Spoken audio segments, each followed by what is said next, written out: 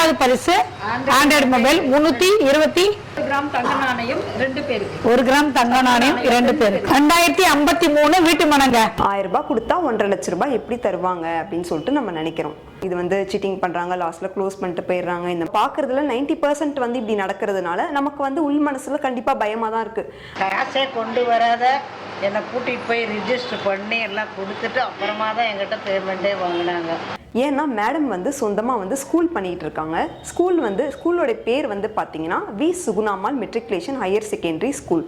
School வந்து வேங்கல்ல இருக்கு. சரிங்களா? 50 கிராம் வெள்ளி நாணயம். ஓகே எடுமா. அடுத்தது உங்களுது. இந்த மாசத்துல யாரு வருது? நீங்க எடுத்துறீங்களா? உங்களுது.